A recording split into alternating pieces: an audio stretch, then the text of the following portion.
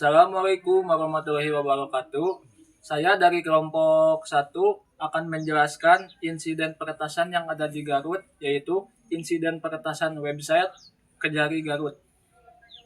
Nah, pada tanggal 3 Agustus 2022, situs resmi Kejaksaan Negeri atau Kejari yang ada di Garut itu mengalami serangan cyber jenis defacement.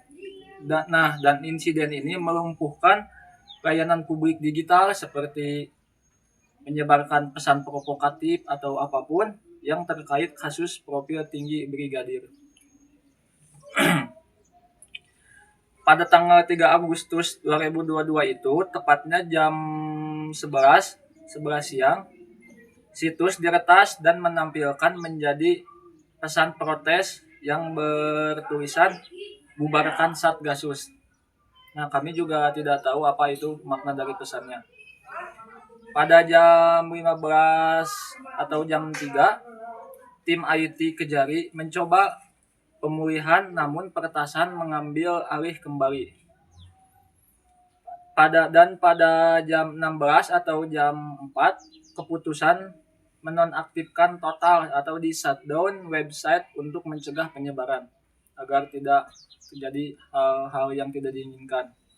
Dan pada tanggal 5 Agustus itu, layanan website berhasil dipulihkan dan beroperasi kembali secara normal.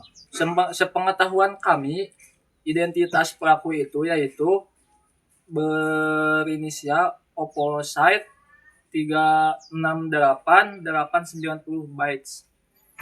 Pelaku mengidentifikasi diri sebagai bagian dari kelompok atau individu dengan nama samaran Opposite 6890. Intinya mereka itu menyamar. Nah, mereka juga dikenal sering melakukan aksi hacktivis di Indonesia. Jadi bukan di Garut doang mereka, tapi se-Indonesia. Sering menyuarakan kritik terhadap institusi kepolisian dan pemerintah. Intinya mereka bergerak untuk politik, ya kurang lebih seperti itu. Dan mereka pun menggunakan platform Instagram untuk menyebarkan bukti peretasan. Jadi mereka mengupload bukti peretasan mereka itu kepada Instagramnya mereka masing-masing, mungkin kurang lebih seperti itu. Nah, untuk pesan provokatifnya yaitu mereka menulis bubarkan Satgasus Merah Putih, tuntutan utama terkait unit khusus Polri. Info kasus Brigadir J menampilkan kronologi dan foto-foto sensitif terkait kasus Ferdy Sambo. Dan ejekan infrastruktur yaitu admin webnya ngirit banget, cloud space-nya cuma 10 GB, menyindir kapasitas server kepada website mereka. Dan kami dalam menganalisis teknis serangannya yaitu ada web defacement, yaitu teknik mengubah tampilan visual web yang biasanya memanfaatkan celah pada CMS atau Content Management System atau plugin yang tidak diperbarui. Dan mereka juga memakai server vulnerability, yaitu sindiran pelaku mengenai cloud space 10 GB, mengindikasikan mereka memiliki akses cukup dalam untuk melihat spesifikasi hosting server. Nah, gimana dampaknya? Dan ini dia dampaknya. Dampak operasional atau dampak untuk publik. Kelumpuhan layanan publik. Situs Kejari Garut.go.id itu adalah pintu akses digital utama bagi warga Garut.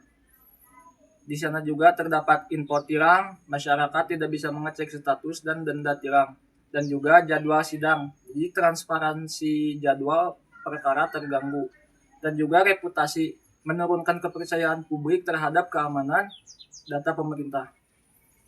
Dan ini mungkin responnya. Investigasi cyber. Kejari Garut segera berkoordinasi dengan tim cyber Polres Garut, Polda Jabar, dan Bareskrim Polri untuk melacak jejak digital pelaku. Intinya mereka mengidentifikasi pelaku atau melacaknya. Mitigasi darurat. Tim IT melakukan patch shutdown, mematikan paksa server sementara waktu untuk mencegah penyebaran konten ilegal yang lebih luas dan melakukan pembersihan dari malware dan backdoor.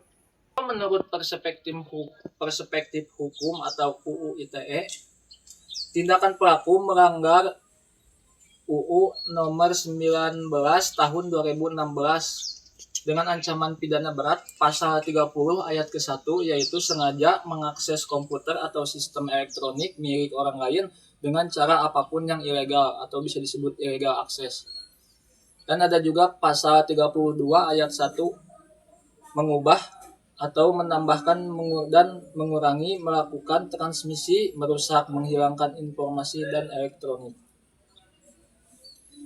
Di sini kita tahu pelajaran pentingnya yaitu target bernilai tinggi. Situs pemerintah atau .go.id adalah target favorit hacktivis karena dampak publiktasnya yang sangat besar, bukan sekadar keuntungan finansial. Keamanan pun bukan opsi. Komentar pelaku tentang admin ngirit menjadi tamparan keras bahwa anggaran infrastruktur IT dan keamanan cyber tidak boleh dikesampingkan demi efisiensi biaya semata. Untuk rekomendasi keamanan dari kami yaitu audit keamanan berkala atau penetration testing rutin untuk menemukan celah sebelum diretas. Upgrade infrastruktur. Gunakan layanan hosting cloud enterprise dan fitur keamanan seperti WAF, DDoS protection. Dan incident response plan, SOP yang jelas saat terjadi serangan agar waktu pemulihan lebih cepat. Dan ada satu lagi yaitu management patch, selalu update CMS dan plugin ke versi terbaru.